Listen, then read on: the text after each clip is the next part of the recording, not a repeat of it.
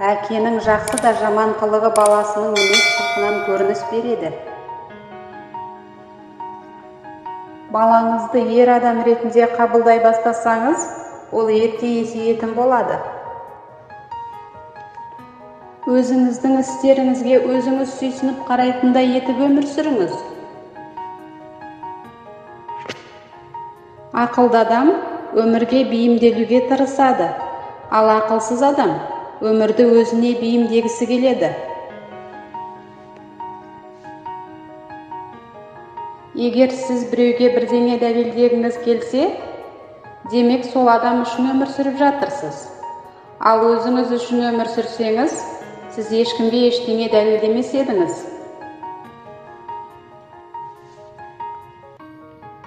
Өткен іске өкінбеу керек.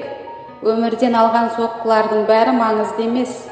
Маңыздысы біздің еш нәрсеге мойымай, алға қарай ұмтылып өмір сүріп келе жатқандығымыз. Бәрін де түсіндіруге болады, бірақ бәріне емес. Өмірде дана секілді өмір сүргің келсе, екі басты қағиданы жаттап ал.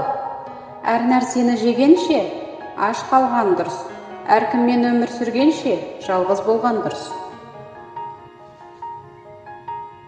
Әрекет етпей арманға жетуді ойлау, егін екпей оны жинаумен тең.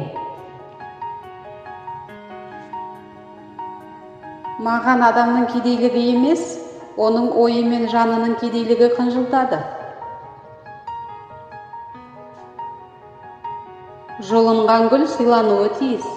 Жазыла басталған өлең аяқталуы тиіс. Ал сүйікті әйелің бақытты болуы керек. Олай болмаса, әлім жетпес тірлікті бастамауың керек.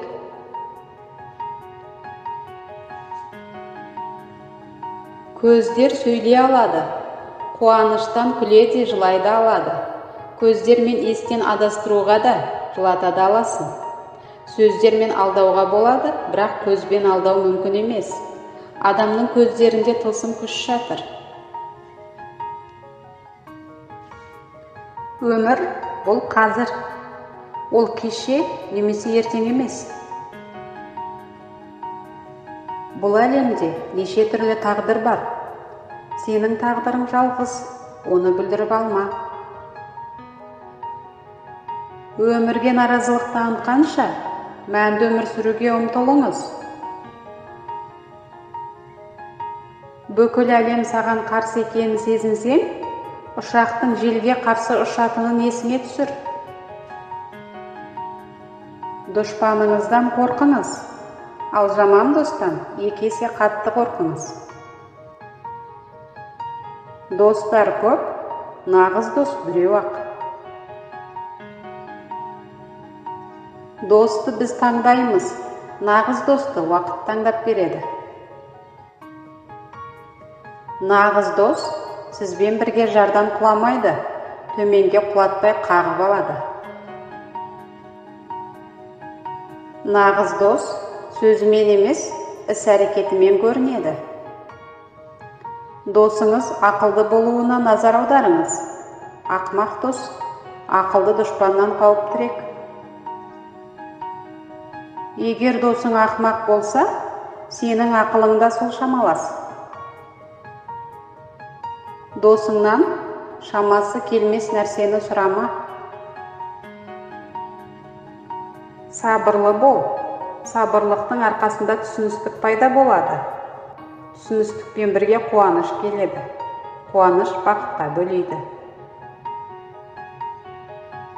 Қаншама данагөйлердің сөздерін оқыдың, миыңа тоқыдың, одан не пайда? Егер оны іс жүзінде пайдаланбасаң. Кейде маңызды бір нәрсе айтқыңыз келеді. Сіз ойлана келе кейінге қалдырасыз. Кейін ештеңе де айту керек жоқ екенін түсінесіз. Әр сөз бен сезімнің уақыты болады екен.